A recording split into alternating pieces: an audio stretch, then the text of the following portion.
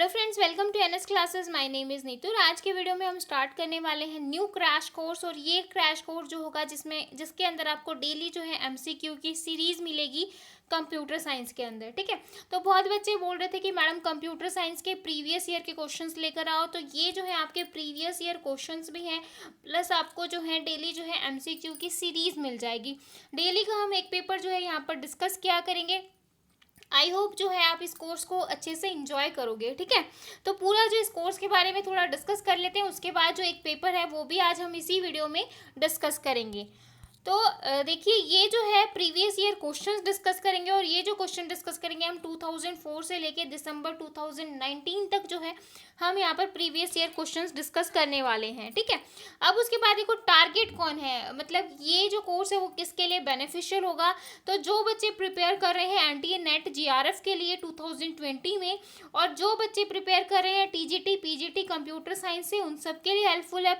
Like DSS भी हो गया, केवीएस, एनवीएस, एचएससी, एसटेट, कोई भी like Bihar TET, UP TET, Punjab, कोई भी टेट हो, एच टेट आपका हरियाणा टेट हो गया, जो भी मतलब इस कंप्यूटर साइंस से प्रिपरेशन कर रहे हैं, ये कोर्स जो है सबके लिए बेनिफिशियल है। ठीक है, तो आपको ये क्लियर हो गया। अब इसके बाद देखो ऑब्जेक्टिव क्या है, इस कोर्स का पैटर्न क्या है। ये जो है new pattern of paper 2 with MCQ, क्योंकि आपको पता है एनटीए नेट के अंदर क्या होता है, पेपर 2 जो आ गया है जो कि 100 मार्क्स का है। पेपर 2 और पहले पेपर 2 और पेपर 3 होते थे, अब जो है सिर्फ पेपर 2 हो रहा है, वो जो होता है 100 मार्क्स का होता है। ठीक है, तो उसी को हम यहाँ पर लेके चल रहे हैं। उसके बाद देखो प्रैक्टिस जो है वो डेली आपके एमसीक्यू की होगी, तो जिससे जो आपकी नॉलेज है वो काफ़ी अनहेंस होगी। ठीक है, उसके बाद देखो हम यहाँ पे कवर जो है एंटायर कोर्स को पूरा कवर करेंगे, यानी कि 2004 से लेके 2019 तक के सारे जो पेपर हम यहाँ पर डिस्कस करेंगे, प्लस जो है practice question and previous year questions तो आपके होंगे ही होंगे। ठीक है, आपको डाउट होगा तो आप बिल्कुल कमेंट करके पूछिएगा। अब देखो स्ट्रेटेजी हमारी क्या रहने वाली है, कितने क्वेश्चन जो है आपके इस कोर्स में आपके जो है आपके डिस्कस होंगे। ये देखो 2004 से 2011 तक एक ही पैटर्न होता था, यानी कि सिर्फ पेपर 2 कंडक्ट करवाया जाता था यूजीसी की तरफ से, जिसके अंदर आपके टोटल जो है 15 पेपर बनते हैं। ठीक है, 15 पेपर अगर बनते हैं तो 15, क्योंकि पेपर 2 जो पहले होता था वो 50 मार्क्स का होता था, तो 15 पेपर को 50 से मल्टीप्लाई करेंगे तो 750 क्वेश्चन जो हैं वो आपके 2004 से लेके 2011 तक आपके यहाँ पर डिस्कस हो जाएंगे। उसके बाद देखो 2012 से 2019 तक जो है आपके पेपर 2 और पेपर थर्ड का पैटर्न अगेन चेंज हो गया था 2018 के अंदर। ठीक है, तो पेपर थर्ड का पैटर्न चेंज हो गया आपका 2018 के अंदर। ठीक है, लेकिन पेपर 2 जो है वो हमारा यहाँ पर कंडक्ट होता रहा।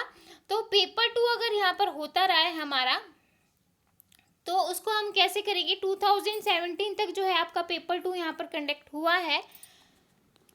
तो यहाँ पर आप इसको देखो 2018 आएगा यहाँ पे। ठीक है, 2018 तक जो है आपका पेपर 2 कंडक्ट हुआ है। तो यहाँ पे शायद मैंने थोड़ी सी मिस्टेक कर दी है पेपर को कैलकुलेट करने में।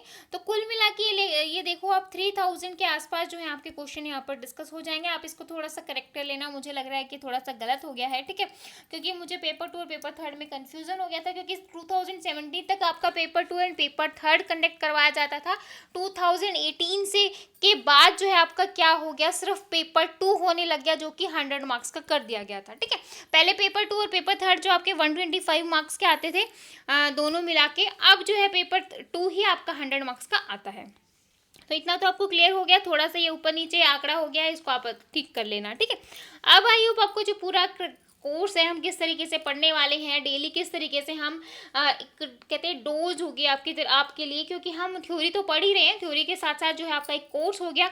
और आपके लिए अच्छी बात है, क्योंकि टीजीटी पीजीटी में सारे यूजीसी के क्वेश्चन ही रिपीट किए जाते हैं। ठीक है, तो क्वेश्चन जो है यहाँ वहाँ से रिपीट किए जाते हैं, और आप जितने ज़्यादा प्रैक्टिस करोगे उतना ज़्यादा आप लोगों के लिए बेनिफिशियल होगा। प्लस आपके जो एनटीए नेट वाले बच्चे हैं उनके लिए तो बेनिफिशियल है ही, क्योंकि आप एक तरीके से प्रैक्टिस कर रहे हो, प्लस पीजीटी वाले के लिए भी बेनिफिशियल है। क्यों? क्योंकि जो है यही लेवल जो है आपका वहाँ पर आता है। ठीक है, क्योंकि नेट के अंदर ज़्यादातर थ्योरी पूछी जाती है और थ्योरी ही जो है आपकी पीजीटी के अंदर आती है। तो आई होप आपको जो पूरा सिनेरियो है वो क्लियर हो गया होगा। अब हम स्टार्ट करने वाले हैं अपना 2004 का पेपर। तो हम यहाँ पर स्टार्ट करने वाले हैं 2004 से पेपर। तो आज मैं आपको पूरा 2004 का पेपर यहाँ पर डिस्कस करेंगे। उसके बाद जो है हम 2004 का दिसंबर और जून जो इस तरीके से जो पेपर होता है 1 बाय 1 करके हम सारे जो है डिस्कस करेंगे। ठीक है, तो ये आपका हो गया है पहला क्वेश्चन। ठीक है, तो ये यहाँ पर नोट डाउन कर लेना, 2004 का ये पेपर है। 2004 के बाद 2005 डिस्कस करेंगे। अब देखो पहला क्वेश्चन आ गया है, A union A is equal to A is called. तो ये जो क्वेश्चन है आपका डिजिटल का क्वेश्चन है और ये आपसे पूछ रहा है कि कौन सा लॉ रखता है, identity law, D Morgan's law, identity law या कॉम्प्लीमेंट लॉ। ठीक है, तो ये जो है आपका आइडेंटिटी लॉ होता है, क्योंकि जब हम ए में और या फिर ए ही करें और हमें आइडेंटिटी ही मिल जाए, मतलब ए ही मिल जाए, तो वो आपका आइडेंटिटी लॉ होता है। किस तरीके से होता है थ्योरी के साथ डिस्कस कर लेते हैं। तो बुलियन अलजेब्रा जो होती है वो एक mathematics, we can use analyse digital gate and circuit, we can use these laws of Boolean to both reduce and simplify a complex Boolean expression in an attempt to reduce the number of logic gates required. Boolean algebra is therefore a system of mathematics based on logic that has its own set of rules and और laws which are use to define and reduce Boolean expression. ठीक है, अब यहाँ पे देखो D Morgan's law क्या कहता है, there are two De Morgan's rules और थ्योरम्स। फर्स्ट जो होती है वो सेपरेट करती है टर्म्स को, NOR and together is the same as two term inverted complement and for complement. ठीक है, तो मतलब ए प्लस बी है तो ए डॉट बी हो जाएगा, अगर ए डॉट बी है तो वो ए प्लस बी बन जाएगा। ठीक है, इस तरीके से करती है। नैंड होगा तो उसको इन्वर्ट कर देगा, प्लस में करवा देगा, और में कर देगा। ठीक है, अगर नोर होगा तो उसको क्या कर देगा, एंड में कर देगा। ठीक है, तो इस तरीके से होता है। डबल नेगेशन लॉ क्या कहता है, A term is inverted twice is equal to original term. ठीक है, तो ये डिजिटल वाले बच्चे बहुत अच्छे से देख ले, क्योंकि एक क्वेश्चन मैंने डिजिटल में डाउट क्लास ली थी तो वहाँ पे मैंने बताया था, और ये सारे लॉ ही आपके जो क्वेश्चन जो एक्सप्रेशन जो सॉल्व करने आती हैं वहीं पे यही सारे लॉ लगते हैं। ठीक है, तो डबल हो जाएगा, डबल को अगर डबल होगा तो डबल को हम किसके इक्वल लिखेंगे, ए के इक्वल। ठीक है, अगर ए का बार है तो ए का बार ही रहेगा, लाइक आपका 0 का 1 हो गया, 1 का 0 हो गया, लेकिन ए का बार है और फिर से एक बार और बार हो गया तो वो हमारा ए ही बन जाता है। ठीक है, अब देखो आइडेंटिटी लॉ क्या कहता है, और टर्म और विद 0 और AND with 1 always equal that term. A में अगर मैं कुछ भी ए में अगर मैं कोई भी आइडेंटिटी ऐड करूँ लाइक 0 और 1 तो आपको क्या मिलेगा, वेरिएबल ही मिलेगा, यानी कि ए ही मिल रहा है। अगर मैंने ए में 0 ऐड किया तो ए ही मिला, और ए में मैंने अगर 1 को मल्टीप्लाई किया तो मुझे ए ही मिला। ठीक है, अब देखो आइडेंटिटी लॉ क्या कहता है, इसको ध्यान से समझना क्योंकि यही क्वेश्चन में आया था। Importance is the property of certain operation in mathematics and computer science that they can be applied multiple times without changing the result beyond the initial application. Both 0 and 1 are independent under multiplication because 0 की अगर मैं 0 से multiply करूँ तो 0 मिलेगा, और 1 की मैं 1 से मल्टीप्लाई करूँ तो आपको 1 मिलेगा। तो यहाँ पर मैं ए की और ए के साथ मल्टीप्लाई करूँगी तो मुझे ए ही मिलेगा। ठीक है, तो समझ रहे हो ये आपका क्या होता है, आइडेंटिटी लॉ। ठीक है, अब देखो कॉम्प्लीमेंट लॉ क्या कहता है। कॉम्प्लीमेंट लॉ जो होता है आपका, लाइक मैंने ए टर्म एंड्स, अगर एंड करवा रही हूँ मैं किसका, ए का, इट्स कॉम्प्लीमेंट इक्वल टू 0, मतलब एक अगर मैंने 1 का कॉम्प्लीमेंट किया, 0 का किया तो 1। ठीक है, इस तरीके से हो गया आपका। तो ए में मैंने अगर कुछ भी मल्टीप्लाई किया, अगर ए में मैंने 1 मल्टीप्लाई किया तो मुझे 0 मिला, और ए में मैं ए ही ऐड कर रही हूँ तो मुझे 1 मिल रहा है। ठीक है, एनिमलेंट लॉ क्या कहता है, टर्म अगर मैं इसमें ए में कुछ भी ए की अगर मैं मल्टीप्लाई कर रही हूँ 0 से तो मुझे 0 मिल रहा है, और ए की मैं मल्टीप्लाई कर रही हूँ 1 से तो मुझे क्या मिल रहा है, 1। ठीक है, कम्यूटेटिव लॉ क्या कहता है, कम्यूटेटिव लॉ कहता है अगर मैं ए की मल्टीप्लाई करूँ बी से, ए की मल्टीप्लाई करूँ बी से और बी की मल्टीप्लाई ए से, मतलब जो इनका ऑर्डर है वो सेम रहेगा। ठीक है, 2 वेरिएबल्स नो डिफरेंस, यहाँ पर कोई डिफरेंस नहीं होगा। अगर ए में मैं कुछ भी ऐड कर रही हूँ और उधर मैं बी में कुछ भी ऐड कर रही हूँ तो दोनों ही वेरिएबल सेम होंगे, इनमें भी कुछ भी डिफरेंस नहीं होगा। ये आपका कहता है कम्यूटेटिव लॉ। मैथ्स अगर आपने पढ़ा है तो आपने ये सारे लॉ जो हैं वहाँ पर पढ़े होंगे। ठीक है, डिस्ट्रीब्यूटिव लॉ क्या कहता है, this law permits the multiplying और फैक्टराइंग आउट एन एक्सप्रेशन। ठीक है, अगर ए यहाँ पे ए है और मैंने बी प्लस सी किया और उधर जो मेरा है ए बी प्लस ए सी, दोनों क्या होंगे, हमारे सेम होंगे। ठीक है, अगर ऐसे ही मैंने ए प्लस बी सी किया तो उधर जाके हमारा ए प्लस बी और ए प्लस सी ये हमारा सेम होता है। ठीक है, एक्सप्रेशन जब हम करते हैं तो ये क्वेश्चन जो है बहुत सॉल्व करने के लिए ये चीज़ें हम यूज़ करते हैं वहाँ पर। अब जो सुन लो क्या कहता है, this law enables a reduction in complicated expression to a simpler one by absorbing like term. ठीक है, तो अगर मैं ए में कुछ भी मल्टीप्लाई करवा रही हूँ, ए प्लस ए बी, ठीक है, अगर मैं इसको यहाँ से सॉल्व करूँ तो क्या आ जाएगा आपका, ए प्लस ए बी, ये है। अगर मैंने ए कॉमन ले लिया तो वन प्लस बी हो गया, और वन में मैं अगर कुछ भी ऐड करूँगी तो हमारा मुझे क्या मिलेगा, वन, तो यहाँ से मुझे ए मिल गया। सेम यहीं पे है, अगर मैं ए की मल्टीप्लाई करूँ ए से और ए की मल्टीप्लाई करूँ मैं बी से, ठीक है, एक सेकेंड, अगर मैं ए की मल्टीप्लाई करूँ A dot A plus A B, तो ये तो मेरा ज़ीरो हो गया, लेकिन यहाँ से तो मुझे ए बी मिल रहा है ना कि ए। ठीक है, तो यहाँ से ये मेरे ख्याल से यहाँ पे गलत हो जाएगा, कुछ यहाँ पे मल्टीप्लाई प्लस आएगा, तभी बाई मिस्टेक आ रही है यहाँ पे। ठीक है, आगे देखो, एसोसिएटिव लॉ क्या कहता है, एसोसिएटिव लॉ क्या कहता है, ए प्लस बी प्लस सी। तो अगर मैंने ए प्लस बी किया और मैंने सी करवा दिया तो दोनों ही जो टर्म है मेरी सेम रहेंगी। ऐसे ही अगर मैं यहाँ पे मल्टीप्लाई करा रही हूँ तो भी ये टर्म जो है मेरी सेम रहेंगी। आगे देखो, नेक्स्ट क्वेश्चन आ गया, तो अब हम इसका आंसर देख लेते हैं। क्वेश्चन क्या था, फिर से एक बार देख लो कि क्वेश्चन क्या है। पूरा क्वेश्चन मैंने समझा दिया, और इसमें से कोई भी जो है आपसे एग्जाम में पूछ लेगा कि ये क्या होता है। तो ए में अगर मैं कुछ भी एंड कर यूनियन करवा रही हूँ, यानी कि और करवा रही हूँ, ए और ए, अगर ए और ए करवा रही हूँ तो मुझे क्या मिलेगा, आइडेंटिटी लो, क्योंकि मुझे ए ही मिल रहा है। तो आई होप आपको ये पूरा क्वेश्चन क्लियर हुआ होगा, और इंपॉर्टेंट क्वेश्चन है, बिल्कुल इग्नोर मत कीजिएगा। सेकंड क्वेश्चन देखो, if F X is equal to X plus one and G X is equal to X plus three, then F zero F क्या होगा हमारा। ठीक है, तो आपको ये मैथ्स अगर आपने किया है तो आपको ये बहुत अच्छे से आ जाएगा। ये मैंने आपको सोल्यूशन भी बता रखा है, तो यहाँ से आप देख सकते हो। F X is equal to X plus one है, तो जी एक्स जो है हमारा एक्स प्लस थ्री है। जी ऑफ एफ करूँगी तो जी ऑफ एफ, यानी कि इस जी के अंदर हम क्या करवा रहे हैं, एक्स की वैल्यू पुट कर रहे हैं। ठीक है, एक्स की वैल्यू पुट कर रहे हैं, तो कैसे होगा मेरा जी ऑफ एक्स। तो एक्स प्लस थ्री में मैंने क्या किया, यहाँ पे मैंने एक्स की जगह क्या किया, मैंने यहाँ पर वन पुट करवा दिया। वन पुट करवा दिया तो मेरा क्या हो जाएगा, एक्स प्लस वन। यहाँ पे मेरा एक्स प्लस थ्री था, तो एक्स की जगह मैंने क्या किया, एक्स एफ एक्स की वैल्यू पुट की, तो एक्स प्लस वन हो गया। तो यहाँ पे जी ऑफ एफ मेरा क्या आ जाएगा, एक्स प्लस फोर। ये आ गया मेरा यहाँ तक। ठीक है, अब देखो एफ ऑफ एफ में क्या करवा रहे हैं हम, एफ ऑफ एफ में एक्स प्लस वन में एफ एक्स की वैल्यू पुट करवा रहे हैं। तो एफ एक्स की वैल्यू क्या है, एक्स प्लस वन, तो मैंने एक्स प्लस वन पुट किया यहाँ पर, तो प्लस वन हो गया, तो वन वन क्या हो गया मेरा टू, तो एक्स प्लस टू मेरा क्या आ जाएगा, एफ ऑफ एफ।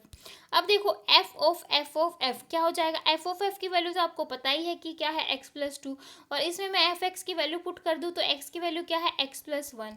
तो यहाँ पे और मेरा टू तो था ही, तो टू प्लस वन क्या हो जाएगा, थ्री, तो एक्स प्लस थ्री जो है आपके एफ ऑफ एक्स की वैल्यू आ जाएगी। अब देखो एफ ऑफ, तो इसकी क्या हो जाएगी, ये तीन का तो आपको पता ही है, तीन की वैल्यू क्या है आपकी एक्स प्लस थ्री, और एफ एक्स की वैल्यू पुट करूँगी तो एक्स प्लस वन आ जाएगा, तो यानी कि एक्स प्लस फोर हो जाएगी। ठीक है, अब देखो जी ऑफ एक्स हमारा क्या हो जाएगा, x plus three plus one, तो क्या हो जाएगा जी एक्स प्लस वन।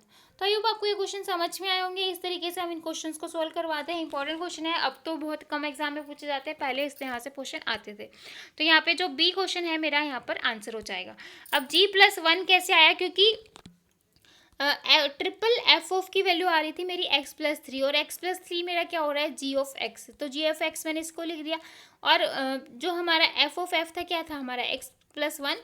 ठीक है, तो इस तरीके से मैंने इसको कहते, क्योंकि एक्स प्लस फोर था ना, तो एक्स प्लस थ्री मेरा क्या था, x plus three plus one, तो एक्स प्लस थ्री की वैल्यू जी एक्स हो गई, प्लस वन तो है ही, तो यहाँ से मेरा बी जो है यहाँ पर आंसर हो गया। ठीक है, थर्ड क्वेश्चन देखो, context free language are closed for, जो कॉन्टेक्स्ट फ्री लैंग्वेज होती हैं वो किसके क्लोज होती हैं, इंटरसेक्शन, यूनियन, कॉम्प्लीमेंटेशन या क्लीन स्टार। तो क्लोज्ड यहाँ पर बात कर रहा है क्लोज्ड के, तो क्लोज यहाँ पर होती है हमारी, पूरा देख लो मैंने सबका ही बता रखा है कि किस कौन से किसके क्लोजर होती है। ज़्यादातर रेगुलर और हमारी डिटर्मिनिस्टिक, और ये जो हमारी होती है CFL, ये तो सारी जो है मोस्टली क्लोज होती हैं। ठीक है, CSL रिकर्सिव और रिकर्सिव एन्यूमरेबल, यहाँ पर थोड़ी सी प्रॉब्लम हो सकती है, देख लो कहाँ पर क्या है, क्वेश्चन में पूछा है context free language, context free language यानी कि CFL की बात कर रहा है। यूनियन में क्लॉज है, तो यहाँ पर यूनियन तो हमारा आंसर होगा नहीं। उसके बाद देखो, सॉरी, क्लोज ही पूछा है, नोट क्लोज नहीं पूछा, तो यूनियन में क्लोज है तो मेरा सेकंड तो होगा ही होगा। उसके बाद देखो इंटरसेक्शन में है, इंटरसेक्शन में नहीं है, ऑप्शन नहीं है, कॉम्प्लीमेंट में नहीं है, तो कॉम्प्लीमेंट में नहीं है यानी कि थर्ड आंसर नहीं होगा। ठीक है, तो थर्ड नहीं होगा, इंटरसेक्शन में भी नहीं। अब बचे ये दो, यानी कि दो तो होंगे ही, तो सेकंड और फोर्थ तो मेरा यहाँ से आंसर आ गया। बाकी आप सबका यहाँ पर चेक कर सकते हो कि कौन सी लैंग्वेज किस में जो है क्लोज्ड है, क्लोज्ड नहीं है। ठीक है, अब देखो fourth question, the following list are degree of all vertices of a graph. ठीक है, तो यहाँ पे ग्राफ तो मेंशन है नहीं, किस तरीके से बताएंगे। फॉलोइंग लिस्ट तो यहाँ पर दे नहीं रखी है, तो ये क्वेश्चन शायद कंप्लीट नहीं है। ये देखो, if I M denote the set of integer modulo M then the following are fields with respect to the operation of addition modulo M and multiplication modulo M, Z2 3, Z2 9, Z3 1, Z3 3। ठीक है, तो यहाँ पर मुझे बताना है कि कौन सा जो है हमारा एडिशन मॉड्यूलो है, कौन सा नहीं है। ठीक है, तो यहाँ पर आप चेक कर सकते हो, जो आपका Z3 3 है वो नहीं है। ठीक है, 6 क्वेश्चन देखो, an example of binary number which is equal to 2's complement. ऐसा बाइनरी नंबर बताना है जिसका मैं 2's कॉम्प्लीमेंट करूँ तो वो उसी के इक्वल आए। ठीक है, तो यहाँ पर सॉल्यूशन देखो, ऑप्शन है आपके 4, तो चारों ऑप्शन को लेके चलेंगे और चेकआउट करेंगे कि जिसको लेंगे क्या वो हमारा 2's कॉम्प्लीमेंट भी वही आएगा। तो मैंने 1100 का लिया, 1100 का मैंने 2's कॉम्प्लीमेंट किया। 2's कॉम्प्लीमेंट करने से पहले मैं क्या करूँगी, 1's कॉम्प्लीमेंट करूँगी। 1's कॉम्प्लीमेंट किया तो क्या आ जाए, मैं यहाँ पर क्या करूँगी, 1 ऐड करूँगी। 1 ऐड किया तो मेरा क्या आ गया, 0 1 0 0 आ गया। ठीक है, तो डिफरेंट है तो नहीं होगा ये आंसर। 1 0 0 1 का अगर मैं 2's कॉम्प्लीमेंट करूँगी तो सबसे पहले हम क्या करेंगे, इसका 1's कॉम्प्लीमेंट करेंगे। 1's कॉम्प्लीमेंट करेंगे तो क्या हो जाएगा, 1 0 हो जाएगा, 0 क्या हो जाएगा 1, तो मैंने कर दिया। उसमें मैंने 1 ऐड किया, 1 ऐड किया तो 0 1 1 बन गया, लेकिन ये तो था नहीं, सेम नहीं आया। अब देखो 1 0 0 का 2's कॉम्प्लीमेंट करो। 2's कॉम्प्लीमेंट करने के लिए पहले मैंने क्या किया, इसको 1's कॉम्प्लीमेंट में चेंज किया। 1's कॉम्प्लीमेंट करने के लिए हम क्या करेंगे, 0 है तो 1 कर देंगे, 1 है तो 0 कर देंगे, और फिर क्या कर देंगे, +1 करवा देंगे। तो यहाँ पे 1000 बन गया। अब देखो 1100, यानी कि सी ऑप्शन देखो, 1000 था, 1000 का मैंने 2's कॉम्प्लीमेंट किया तो मुझे क्या मिला, 1000 ही मिला, तो यानी कि ये जो है आपका सही होगा। फोर्थ ऑप्शन भी देख लो, 444 है, मैंने 2's कॉम्प्लीमेंट किया तो 4 टाइम 1 है तो क्या आ जाएगा, 4 टाइम 0 आ जाएगा। 4 टाइम 0 में मैंने 1 ऐड किया तो ये आ जाएगा, यानी कि दोनों ही बहुत डिफरेंस है। तो यहाँ पे सी ऑप्शन जो है वो आपका करेक्ट होगा, तो यहाँ पे सी जो है आपका करेक्ट होगा। 7 क्वेश्चन देखो, when a tri state logic device is in the third state then, तो ट्राई स्टेट लॉजिक डिवाइस है और थर्ड स्टेट में उसको क्या कहोगे, इट ड्रोज लो करंट। क्या करेगा, ये लो करंट को ड्रॉ करेगा। ठीक है, third state of try state logic has high impedance. इसमें क्या होता है, इम्पीडेंस हाई हो जाता है लेकिन जो आपका करंट है वो क्या हो जाएगा, लो हो जाएगा। 8th क्वेश्चन देखो, an example of connective which is not associative. Connective है लेकिन क्या है, एसोशिएटिव नहीं है, तो आपका नैंड गेट क्या होता है, जो है एसोशिएटिव नहीं होता। ठीक है, अब यहाँ पे मैंने पूरा जो है बता रखा है कौन सा कम्यूटेटिव है कौन सा एसोशिएटिव है। और गेट जो है वो आपका कम्यूटेटिव एसोशिएटिव दोनों होगा। ठीक है, ध्यान रखना ये चीज़। नोर गेट जो है वो का कम्यूटेटिव भी होगा लेकिन एसोशिएटिव नहीं होता। नैंड और नोर गेट आपके यूनिवर्सल गेट होते हैं, दोनों ही ऐसे होंगे जो हमारे कम्यूटेटिव होते हैं लेकिन एसोशिएटिव नहीं होते, ये चीज़ याद रखना। एक्सोर गेट भी आपका कम्यूटेटिव एसोशिएटिव दोनों होगा। नैंड गेट जो है वो आपका कम्यूटेटिव और जो है एसोशिएटिव नहीं होगा, तो ये चीज़ यहाँ से ध्यान रखना। ठीक है, तो बाकी तीनों ही जो हैं वो आपके क्या होते हैं, एसोशिएटिव भी होते हैं, लेकिन सॉरी एसोशिएटिव नहीं होते, कम्यूटेटिव होते हैं। नैंड और नोर कौन सा भी ऑप्शन में आ जाए आप दोनों करके आओगे। Every logic gate follows commutative law. हाँ, जितने भी लॉजिक गेट है सारे ही जो फॉलो करते हैं commutative law, like AND OR XOR XNOR follow associative law. NAND और NOR does not allow follow associative law. AND OR follow distributive law. XOR XNOR NAND NOR does not follow distributive law. ठीक है, मतलब सारे gate जो है हर किसी को follow नहीं करते। एंड और जो गेट हैं वो आपके डिस्ट्रीब्यूटिव को भी फॉलो करते हैं और आपके एसोशिएटिव को भी फॉलो करते हैं, लेकिन आपके एक्सोर, एक्सनोर, नैंड, नोर ये सब नहीं करते। 9 क्वेश्चन देखो, एसेंशियल हैजार्ड में अकर इन, जो एसेंशियल हैजार्ड है वो किस में अकर करता है। ये क्वेश्चन जो है वो आपका कई बार जो है टीजीटी पीजीटी के एग्जाम में आया है, ध्यान रखना। ये जो एसेंशियल हैजार्ड होते हैं वो आपके कॉम्बिनेशनल सर्किट में भी होते हैं और आपके क्या होते हैं सीक्वेंशियल में भी होते हैं। ये एसिंक्रोनस सीक्वेंशियल लॉजिक सर्किट होते हैं जो वर्किंग करते हैं फंडामेंटल मोड में, ठीक है। 10 क्वेश्चन देखो, the characteristics equation of T flip flop. T flip flop की जो करेक्टरिस्टिक्स इक्वेशन है वो क्या होगी, तो यहाँ पे आपकी जो ए ऑप्शन है वो करेक्ट होगा। 11 क्वेश्चन देखो, suppose X and Y are two integer variable having value O multiply 5ab6 and O multiply 61cd। तो रिजल्ट बताना है इसका हेक्साडेसिमल में, बिटवाइज ऑपरेटर यूज करना है आपको। X and Y will be, तो एक्स और वाई की वैल्यू क्या होगी ये देख लेते हैं। ये मैंने आपको पूरा सॉल्व करके बता रखा है, ठीक है। तो पहले इसको क्या कर लेंगे, हेक्साडेसिमल में चेंज कर लेंगे। हेक्साडेसिमल में चेंज करने के लिए क्या हो जाएगा, 6 मैंने यहाँ पर लिख दिया, फिर बी की वैल्यू रख दी, फिर ए की कर दी, फिर 5 की रख दी। इसको करना कैसे, 0 0 4 टाइम्स 0 आपका 0 होगा, 0 0 1 आपका 1 होता है, 0 0 1 0 आपका क्या होता है 2 होता है, 0 1 सॉरी 0 0 1 1 आपका 3 होता है। इस तरीके से जब आपको पूरा बाइनरी में लिखोगे तो आपको सारी इक्वेशन आ जाएंगी, ठीक है। तो आपको लिखना है 0 से लेके एफ तक जो है आपको बाइनरी में लिखना है। अगर नहीं आता तो कमेंट करके बता देना, मैं पूरी डिटेल आपको बता दूंगी। अब देखो सेकंड में, फिर इसको भी मैंने डी जो होता है C1 6 है मैंने इसलिए लिख दिया। फिर हम इसको क्या करना है, एंड करवा रहे हैं। तो 0 में अगर मैं 1 एंड करती हूँ तो मुझे 0 ही मिलेगा, 1 में 0 करूँगी तो 0 ही मिलेगा, 1 1 करेंगे तो हमें 0। अगर आपको नैंड की ट्रुथ टेबल नहीं आती तो देख लो, 0 में 0 ऐड होगा तो मल्टीप्लाई होगा तो 0 मिलेगा, 0 में 1 होगा तो 0 मिलेगा, 1 में 0 होगा तो 0 मिलेगा, 1 1 होंगे तभी आपको 1 मिलेगा, अदरवाइज आपको 1 नहीं मिलेगा। तो सेम आपको यहाँ पे भी ऐसे करना है, 0 1 किया है तो आपको 0 मिला, 1 0 किया तो 0 मिला, 1 1 किया तभी आपको 1 मिला है। बाकी जहाँ पे भी 1 और 0 या 0 0 है तो आपको 0 ही मिलेगा, ठीक है। इस तरीके से जब आप इसको सॉल्व करोगे तो ये आपका 4 बन गया, ये आपका 8 बन गया, ये आपका 0 बन गया, ये अगेन आपका 4 बन गया। तो ये जो है आपको यहाँ पे आंसर मिलेगा। तो यहाँ पे आपका आंसर हो जाएगा बी, ठीक है। 12 क्वेश्चन देखो, कंसीडर द फॉलोइंग स्टेटमेंट बतानी है। I is equal to 4, J is equal to 3, K is equal to 0। तो अगर इसमें K अगर प्लस प्लस I है, माइनस मैंने माइनस माइनस J करवा दिया, plus I plus plus minus minus minus J plus plus करवाया है। तो यहाँ पर मुझे वैल्यू बतानी है I J K की। लेकिन ये जो क्वेश्चन है यहाँ पर आंसर जो है इसका करेक्ट नहीं है, ठीक है। लेकिन आप ये जो इक्वेशन है वो मुझे आप सॉल्व करके बताएंगे कि यहाँ पे जो इसका आंसर है वो क्या होने वाला है, ठीक है। आगे देखो, what is the value of arithmetic expression. Arithmetic expression की जो वैल्यू है वो क्या होगी, 2 इंटू 3, मैंने 2 इंटू 3 किया तो मुझे क्या मिला, 6 मिला, ठीक है, 6 मिला मुझे। उसके बाद देखो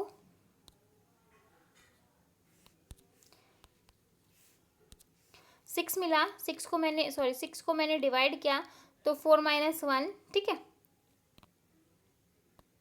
1, और 4 और 2 को मैंने मल्टीप्लाई किया तो मुझे ये मिला, ठीक है।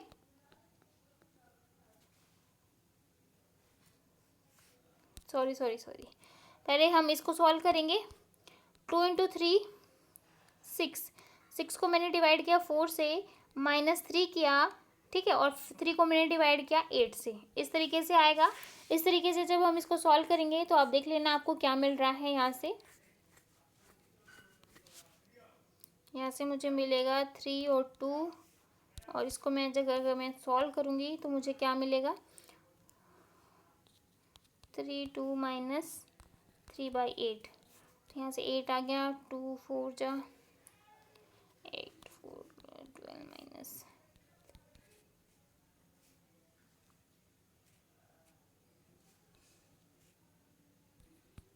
ठीक है। तो मुझे यहाँ पर क्या मिलेगा, 1 मिलेगा, ठीक है, क्योंकि प्रॉपर नहीं बताएंगे। 9/8 है तो हमें क्या मिलेगा, 1 मिलेगा। तो यहाँ पे मेरा आंसर क्या आ जाएगा, बी, ठीक है। 14 क्वेश्चन देखो, फंक्शन ऑब्जेक्ट क्या होता है आपका, एक इंस्टेंस होता है class for which operator is member function, कि उसके मेंबर फंक्शन क्या होंगे। तो ए ऑप्शन जो है आपका यहाँ पर करेक्ट हो जाएगा। फंक्शन ऑब्जेक्ट जो होता है, any object for which the function call operator is defined. C++ provide many built in functions object as well as support for creation and manipulation of new function object, ठीक है। 15 question देखो, polymorphism means, polymorphism का मतलब क्या होता है? Polymorphism बताता है आपको रन टाइम जो है आइडेंटिफिकेशन देता है with in A class hierarchy. तो यहाँ पे आपका जो है बी ऑप्शन जो है करेक्ट हो जाएगा। ऑब्जेक्ट ओरिएंटेड अप्रोच, यहाँ पे थोड़ा सा देख लो। जावा जो होती है आपकी ऑब्जेक्ट ओरिएंटेड लैंग्वेज होती है, जो कि आपको प्रोवाइड करती है features to implement an object oriented model. This features include abstraction, encapsulation, inheritance and polymorphism. Abstraction क्या होता है, एनकैप्सुलेशन क्या होता है, इनहेरिटेंस क्या होता है, पॉलीमॉर्फिज्म क्या होता है, मैंने वैसे बता तो रखा है, लेकिन अगर आप मुझे कमेंट में बताएं, अगर आपको आता है तो मुझे कमेंट में बिल्कुल बताना। उसके बाद जो है हम इसको थोड़ा डिटेल में देखेंगे, क्योंकि ये जो टॉपिक है काफ़ी ज़्यादा इंपॉर्टेंट है और आपको आना चाहिए कि अब्स्ट्रैक्शन क्या होगा आपका, पॉलीमॉर्फिज्म क्या होता है, एनकैप्सुलेशन क्या होता है, डेटा अब्स्ट्रैक्शन क्या होता है, इनहेरिटेंस क्या होगा। बहुत ही इंपॉर्टेंट है, यहाँ से एक क्वेश्चन आपको एग्जाम में ज़रूर देखने को मिलेगा, क्योंकि आपके C++ के फीचर्स हैं, ठीक है। इसलिए मैं नहीं बता रही हूँ, इम्पॉर्टेंट है, लेकिन फिर भी मैंने इसको स्किप कर दिया है आप लोगों के लिए, ताकि आप मुझे इसका आंसर देंगे, ठीक है। ER मॉडल क्या होता है? ER मॉडल जो है मैंने आपको बहुत अच्छे से एक्सप्लेन किया। अगर आपने डेटाबेस मैनेजमेंट सिस्टम जो है मेरा यहाँ पे कोर्स नहीं देखा है पूरा सब्जेक्ट, तो आप जाके देख सकते हो।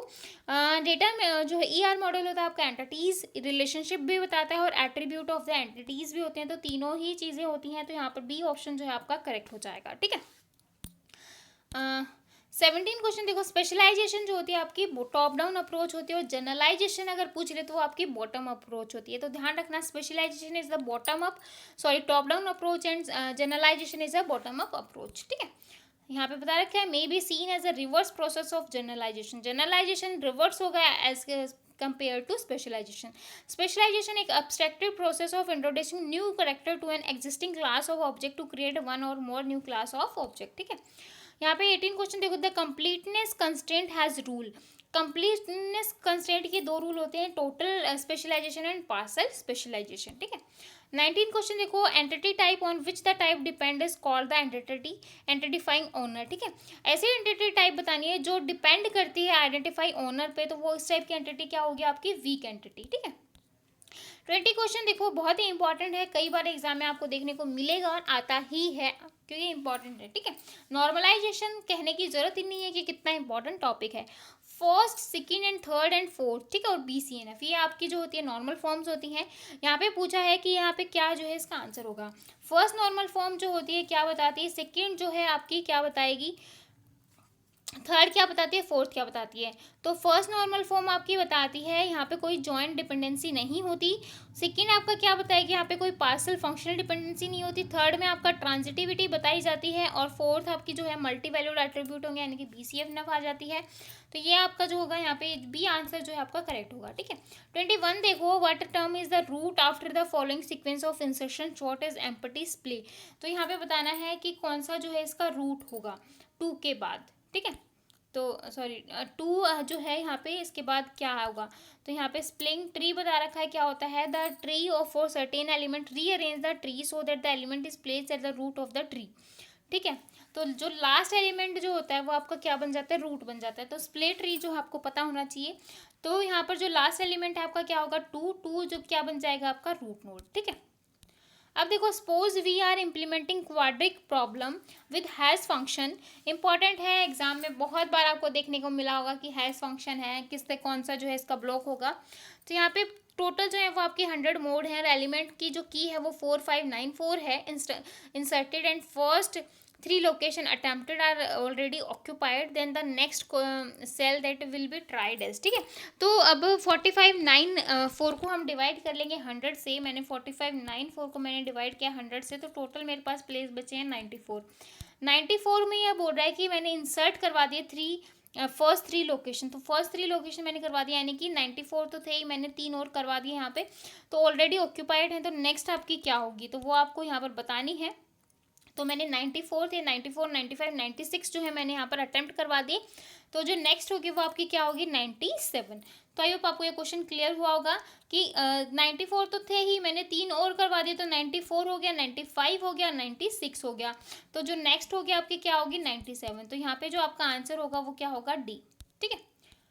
23 क्वेश्चन देखो, वेटेड ग्राफ क्या होता है। वेटेड ग्राफ वो होता है जिसके अंदर कोई ना कोई नंबर एसोसिएट होता है, कि जो इसकी आर्क है या जो आपकी वर्टेक्स एंड एजेस होते हैं, लाइक 5 हो गया, 6 हो गया, 10 हो गया, इस तरीके से कुछ ना कुछ नंबर रखें, कुछ ना कुछ वेट रखें, वो क्या होता है, वो ग्राफ आपका वेटेड ग्राफ होगा। तो यहाँ पे सी ऑप्शन जो है आपका करेक्ट हो जाएगा। 24 क्वेश्चन देखो, what operation is supported in constant time by the double link list but not by the single link list. तो उसको आप क्या कहोगे, बैकअप। ठीक है। 25 क्वेश्चन देखो, double link list are after easier to manipulate because they allow fast and easy sequential access to the list in both direction, but single link list cannot access to back node or previous node। ठीक है।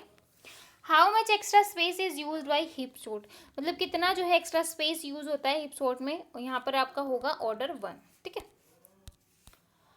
Heap sort also compute with merge sort which has the same time bound. Merge sort require order n space but heap sort require only a constant amount 1। ठीक है। Error control is needed at the transport layer because of potential error occurring। तो आप इसको क्या कहोगे, router. तो मैंने, अगर आप लोगों ने थोड़ा सा पढ़ा होगा OSI मॉडल, क्योंकि मैंने आप काफ़ी सारे जो है वहाँ पर वीडियोस डाल दी हैं OSI मॉडल के नेटवर्किंग के ऊपर। अगर आप लोगों ने नेटवर्किंग के क्लासेस नहीं देखे तो जाके चेकआउट कर सकते हो। 27 क्वेश्चन देखो, making sure that the data packet of message are delivered to the destination is dash control. किसके थ्रू आप बता सकते हो, डेटा, अगर आप लोगों ने पढ़ा है फिजिकल लेयर, फिजिकल लेयर के बाद आपके डेटा लिंक लेयर आती है, और डेटा लिंक लेयर में हम error control and flow control करते हैं, और वहीं से हम चेकआउट करते हैं कि जो हमारा डेटा जो पैकेट्स में, मतलब मैसेज जो हम सेंड कर रहे हैं वो अच्छे से गया है या नहीं। तो किसकी फॉर्म में करोगे, एरर की फॉर्म में। विच transport should be use for perfect network. Perfect network के लिए आप TP0 TP2 का यूज़ करते हो। TP1 और TP3 जो होती हैं वो आपके एरर में आ जाती हैं। ठीक है। तो यहाँ पे मैंने लिखा भी हुआ है, TP0 परफेक्ट लेयर होती है, यहाँ पर कोई डेटा जो है हमारा लॉस नहीं होता और डेटा ना ही जीरो होता है। OSI मॉडल जो होती है 5 टाइप्स ऑफ ट्रांसपोर्ट क्लासेस होती हैं। TP0 जो होती है वो आपकी सिंपल क्लास होंगी, TP1 जो है वो बेसिक एरर क्लासेस होती हैं, TP2 जो है वो आपकी मल्टीपल क्लास होंगी। तो TP1 में आपकी एरर आ गई तो इसलिए हम इसको परफेक्ट नेटवर्क नहीं कहेंगे, तो TP0 TP2 को ही हम परफेक्ट नेटवर्क कहते हैं। TP3 जो है अगेन आपका एरर रिकवरी मल्टीप्लेक्सिंग क्लास आ गई, यहाँ पे रिकवरी क्लास है, यहाँ पर मल्टीप्लेक्सिंग क्लास आ गई। TP4 भी आपका क्या होगा, एरर डिटेक्शन रिकवरी क्लास। तो TP1 TP3 और TP4 जो है वो आपकी एरर रिकवरी होंगी, बाकी TP0 TP2 जो है वो आपके परफेक्ट नेटवर्क होंगे। 29 क्वेश्चन देखो, the transport class should be use the residual error. Residual error के लिए आपका क्या यूज करते हो, TP1 TP3 का यूज करते हो। ठीक है। आगे देखो 30 question, virtual circuit is associated with a dash service. तो वर्चुअल सर्किट जो होता है आपका कनेक्शन ओरिएंटेड होता है। ठीक है। कनेक्शन लेस नहीं होता, कनेक्शन ओरिएंटेड होता है। तो वर्चुअल सर्किट का जो मतलब होता है, transporting data over a packet, switching data over a packet switching computer network in such a way that it appears though there is dedicated physical link layer between the source and destination end system of data. The term virtual circuit is synonyms which with virtual connection and virtual channel. 31 question देखो, which activity is not included in the first pass of 2 pass assembler. कौन सी activity include नहीं होती, build the symbol table include होती है, construct intermediate code ये भी होती है, और सेपरेट करना मैनेमोनिक ऑप कोड को ये भी होता है। तीनों ही होते हैं बट इसमें नॉट इंक्लूडेड बोला है, तो यहाँ पे जो आंसर है वो नन ऑफ दीज आ जाएगा। 32 क्वेश्चन देखो, थोड़ा असेंबलर देख लो क्या होता है। असेंबलर जो होता है एक लैंग्वेज प्रोसेसर होता है जो कन्वर्ट करवाता है असेंबली लैंग्वेज को आपकी मशीन लैंग्वेज में। ये करवाता है to perform this conversion it has to analyze the source program, determine which symbol used in the program correspond to which data or instruction and use this information while synthesizing a target program. The organization of an assembler shows how it structure the various analyze and synthetic task। ठीक है। Types of assembler क्या होंगी आपकी, दो type होगी, single pass assembler and 2 pass assembler.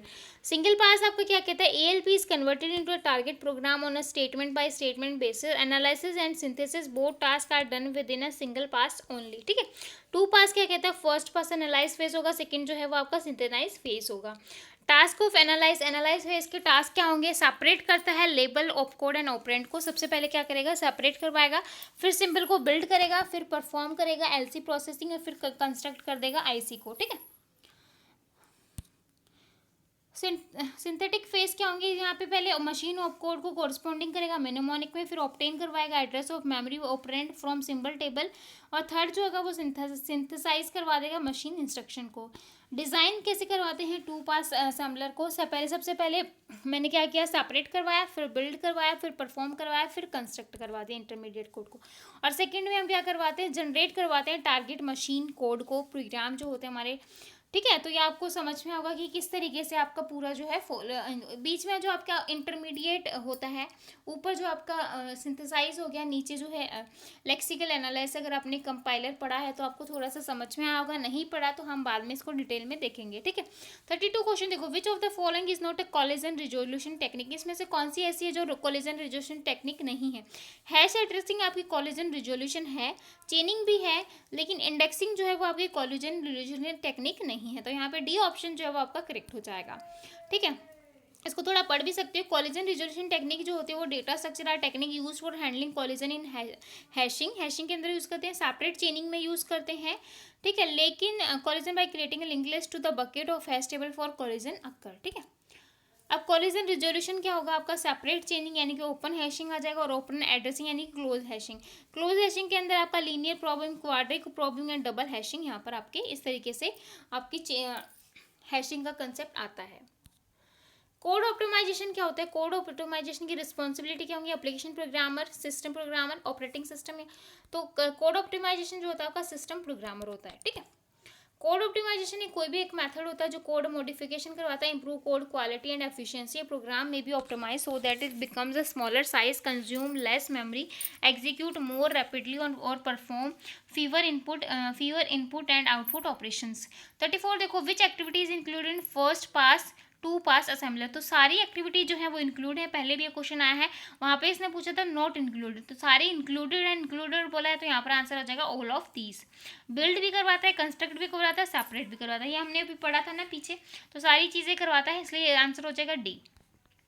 35 question देखो यहाँ पर, in two pass assembler in symbol table is use to store. Table जो है वो किस लिए यूज़ करवाई जाती है? लेबल और वैल्यू को स्टोर करवाने के लिए। 36 क्वेश्चन देखो, मैनोमेनिक टेबल आपकी mnemonic code length, analyse phase, synthesise phase, target program, source program, symbol और एड्रेस हो गया, ये सिंबल आपकी टेबल हो गई। इस तरीके से होते हैं आपके मैनोमेनिक हो गए, कोड कोड हो गया, ये लेंथ होगी। तो ये आपकी मैनोमेनिक टेबल हो गई, ये आपका सोर्स प्रोग्राम हो गया, यहाँ पे एनालाइज फेज हो गया, यहाँ पे सिंथेसाइज हो गया, बीच में जो आपकी इंटरमीडिएट टेबल आ जाती है। ठीक है, ये आपका पूरा कंपाइलर है। कंपाइलर जो है इसी डायग्राम पे बेस्ड होता है और पूरा इसी तरीके से होता है। फिर पहले एनालाइज फेज पढ़ते हैं, फिर सिंथेसाइज फेज पढ़ते हैं, इस तरीके से आपका पूरा कंपाइलर है। ठीक है, अब देखो टू पास असेंबलर क्या होता है। टू पास असेंबलर परफॉर्म करता है two passes over the source program. In first pass it reads the entire source program looking only the label definition. All the labels are collected, assigned address and placed in the symbol table in pass. No instruction is assembled at the end of symbol table should contain all labels defined in the program to assign address to labels the। ठीक है, तो इसमें हमारी ये सारी चीज़ें होती हैं, अच्छे से देख लेना। सेमाफोर क्या होते हैं? सेमाफोर जो होते हैं आपके सिंक्रोनाइज क्रिटिकल रिसोर्स होता है जो किसको प्रिवेंट करवाते हैं? डेडलॉक को। ऑपरेटिंग सिस्टम भी आपका मोस्टली जो है मैंने कवर अप करवा दिया है, सिर्फ आपका मेमोरी मैनेजमेंट, फाइल मैनेजमेंट रहता है। मेमोरी मैनेजमेंट की भी 1-2 वीडियो जो है वो स्टार्ट हो चुकी हैं। तो आपकी 3 जो सब्जेक्ट हैं वो पैरेलली चल रही हैं, database, operating system and networking.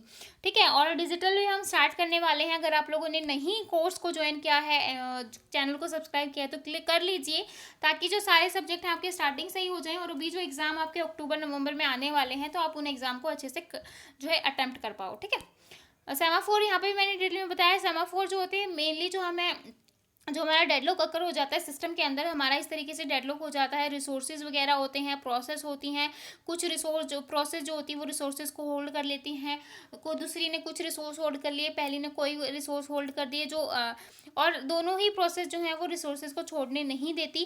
क्यों नहीं देती? वो सोचती हैं कि मिल जाए, और इस तरीके से वो स्टारवेशन में चली जाती हैं और डेडलॉक में पहुँच जाती हैं, क्योंकि दोनों ही वेट करते करते क्या हो जाती हैं, भूख से मर जाती हैं। ठीक है, तो वही आपका डेडलॉक अकर वहाँ पर हो जाता है। तो डेडलॉक को रिमूव करवाने के लिए हम क्या यूज़ करते हैं? सेमाफोर का। In which of the following storage replaced strategies in program placed in largest available hole in memory. तो मेमोरी के अंदर जो सबसे बड़ा होल होगा, मतलब इस तरीके से मेमोरी होती है, और मुझे कोई भी यहाँ पर कोई कहती है कि मुझे 100 वाला ब्लॉक चाहिए, तो मैं इसको 100 वाला ब्लॉक ना देके जो यहाँ पर 600 वाला 600 MB का अगर मेरे पास पड़ा है, तो सबसे पहले मैं इसको सबसे बड़ा होल दूंगी। तो यही होता है आपका लार्जेस्ट, मैंने सबसे बड़ा इसको होल दिया है यहाँ पर। तो ये आपका हो गया वर्स्ट फिट। तो इस तरीके से 3 आपके होते हैं, बेस्ट फिट होता है, फर्स्ट फिट होता है, वर्स्ट फिट होता है, ठीक है। तो इस तरीके से आपके होते हैं। तो फर्स्ट फिट क्या कहता है, जो पहले आएगा, मतलब जो मुझे पहले मिला मैंने उसी को वही होल प्रोवाइड कर दिया, ये आपका फर्स्ट फिट होता है। बेस्ट फिट क्या कहता है, मैं सबसे पहले सबका साइज चेक करूंगा, जो उसके साइज के मैच करेगा मैं उसको वही होल दूंगा, ठीक है।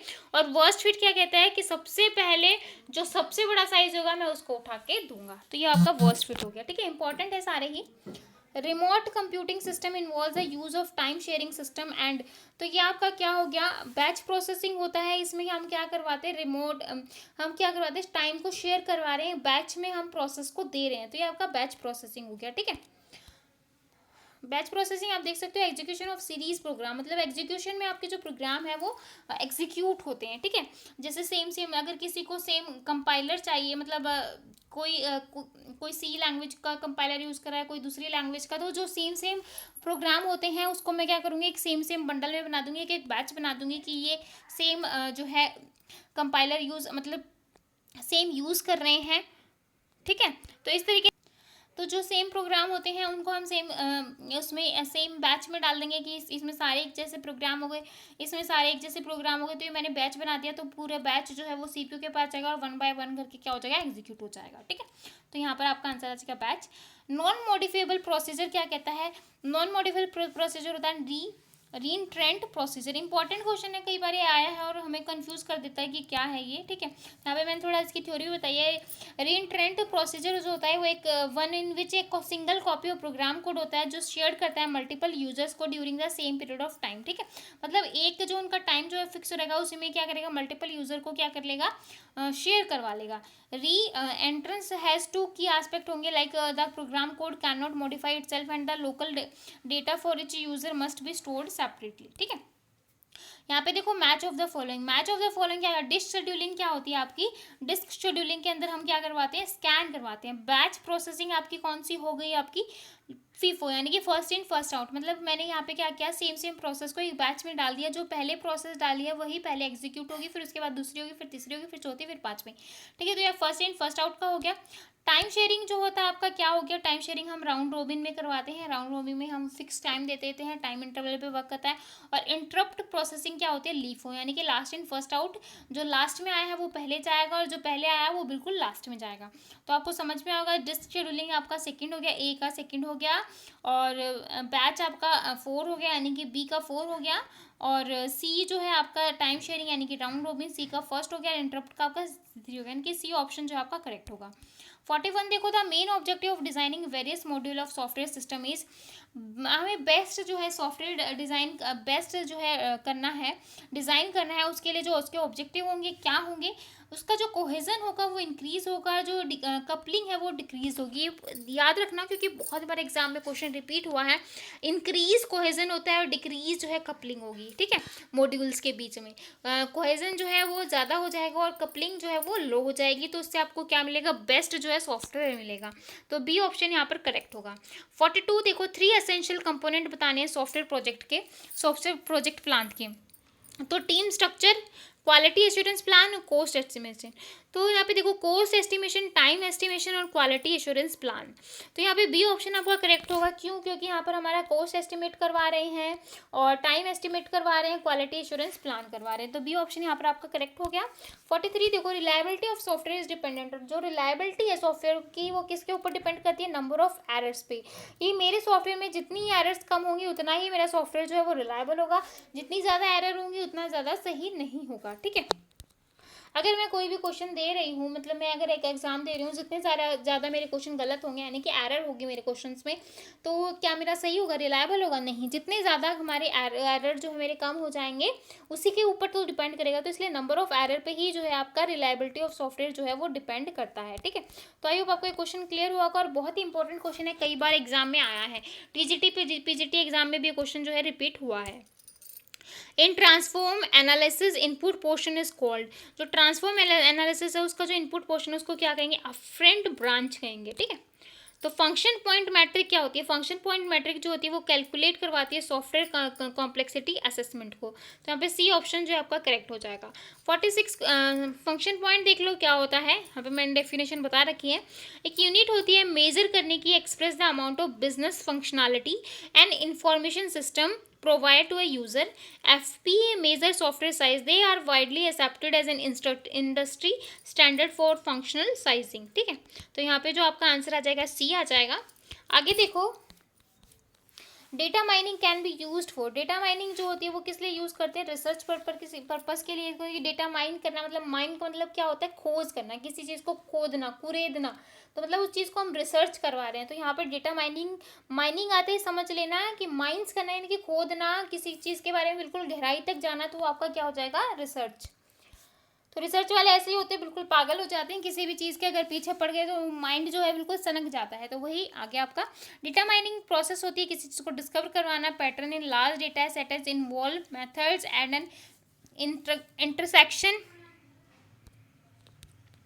Intersection of machine learning, statics and database system. ठीक है, processing speed of pipelining segments are usually, जो प्रोसेसिंग स्पीड होती है पाइपलाइन की वो हमेशा इक्वल नहीं होती, अनइक्वल होती है। तो यहाँ पे बी ऑप्शन जो है आपका करेक्ट होगा। ठीक है, 48 देखो, the cost of parallel processing is primarily determined by, जो कॉस्ट है पैरेलल प्रोसेसिंग की वो किस पे डिपेंड करती है? स्विचिंग कॉम्प्लेक्सिटी पे। किस पे करेगी? स्विचिंग कॉम्प्लेक्सिटी पे डिपेंड करती है। तो यहाँ पे बी ऑप्शन जो है आपका करेक्ट हो जाएगा।